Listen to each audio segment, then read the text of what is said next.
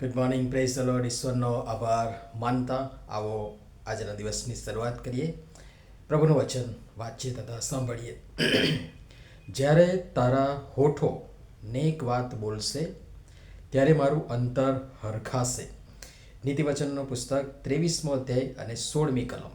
આજનો વિચાર: ખ્રિસ્તમાં અતિ પ્રિયવાલા મિત્રો, પ્રભુ ઈસુ ખ્રિસ્તના ઉત્તમોત્તમ નામમાં આપ સર્વને સવારની પ્રેમભરી સલામ. મોં, મોઢું, હોઠ અને જીભની શ્રેણીના અંતિમ ચરણમાં આપ સૌનું અભિવાદન કરું છું. શ્રેણીના અંત ભાગમાં પ્રભુ આપણી પાસે જે અપેક્ષા રાખે છે તે આપણે જોવા પ્રયાસ કરીએ. આજનું વચન કહે છે પ્રમાણે, જ્યારે તારા હોઠો નેક વાત બોલશે ત્યારે મારું અંતર હરખાશે. મતલબ સીધો છે. આપણા બોલવા ચાલવા મારફતે પ્રભુને મહિમા મળે છે.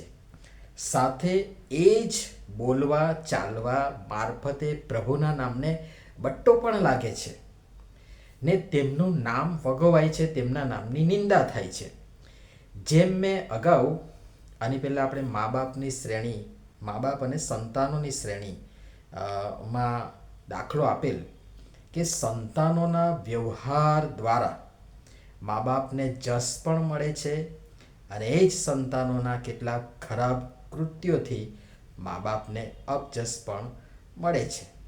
તો આપણે પરમેશ્વર પિતાના સંતાનો છીએ અને આપણ પ્રત્યેક જેઓ તેમના નામથી ઓળખાય છે ને તેમના પર વિશ્વાસ કરે છે તેમણે તેમના છોકરા થવાનો કે હોવાનો એ હક અને અધિકાર આપેલ છે.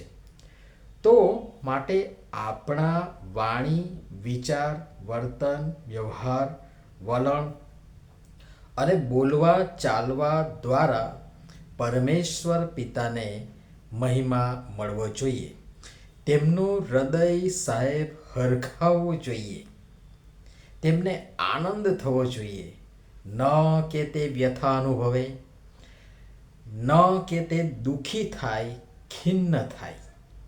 મારા તમારા હોઠો નેક વાત બોલશે, જીભ સદાચારની વાતો કરશે, મોં જીવનના ઝરાને વહેતો કરશે અને મુખ અથવા મોઢું એ સત્ય ઉચ્ચારશે અને હિતકારક, લાભકારક, હકારાત્મક વાત, વાણી, વિચાર પ્રગટ કરશે, નેક વાત બોલશે. ત્યારે વચન કહે છે કે ત્યારે મારું અંતર હરખાશે, મારું હૃદય હરખાશે. અને એ દ્વારા આપણે આપણા જ્ઞાન અને મૂર્ખતા કેવું બોલીએ છીએ, હકારાત્મક, નકારાત્મક, નેગેટિવ કે પોઝિટિવ, કે નકારાત્મક કે હકારાત્મક, એ દ્વારા જ્ઞાન અથવા મૂર્ખતા, જેના વિશે આપણે ઘણું બધું જોઈ ચૂક્યા છે, જે આપણી પાસે છે, અંદર છે, તે આપણે છતાં કરીશું, મૂર્ખતા અથવા જ્ઞાન. વચન કહે છે, જુઓ આ જ અધ્યાયમાં ઉપર ને નીચેની 1-2 કલમ જોઈએ. 23મા અધ્યાયની 15મી કલમ: મારા દીકરા, જો તારું હૃદય જ્ઞાની થશે તો મારું હૃદય હરખાશે. કેટલું સરસ! તો જ્ઞાનની વાતો, નેકીની વાતો, સદાચારની વાતો ઈશ્વરને હૃદયને, અંતરને હરખ પમાડે છે.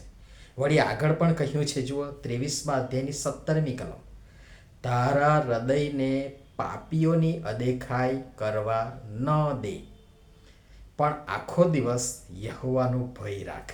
આ અદેખાઈ બધું કરાવે છે, ઈર્ષા બધું કરાવે છે, અને પછી નિંદા, ચાડી, ચુગલી, કુથલી, એ બધું અહીં મોં, મોઢા, હોઠથી આવે છે, શબ્દો દ્વારા બહાર પડે છે અને એ દ્વારા આપણી મૂર્ખતા બહાર પડે છે. અને તેથી વાલા પ્રિય મિત્રો, આપણા બોલવા દ્વારા, મોં, મોઢા, જીભ, હોઠોના શબ્દો દ્વારા ન કેવળ આપણને પણ સાંભળનાર અનેકને, અને એનાથી પણ વિશેષ આપણા પરમેશ્વર પિતાને હરખ થાય.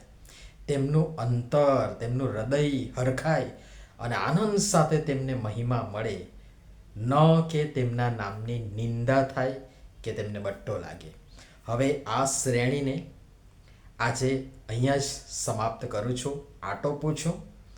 મોં, મોઢું, હોઠ અને જીભ માટેના એક પછી એક જ્યારે હું પહેલું વચન લખવા બેઠો ત્યારે મને ખબર નથી કે આ શ્રેણી બનશે. અને પછી એના પર વચનો મળતા ગયા અને વિચારો પ્રભુ આપતા ગયા, લખતો ગયો. અને આજે જોતામાં આ શ્રેણી લગભગ, જો મારી ભૂલ ન થતી હોય તમે ગણજો, 32મા મેસેજ સાથે હું સમાપ્ત કરી રહ્યો છું. પ્રભુનો આભાર માનતા આપ સર્વની પ્રાર્થનાઓ માટે, ઉત્તેજનને માટે, પ્રોત્સાહનને માટે આપ સર્વનો પણ હું આભારી છું.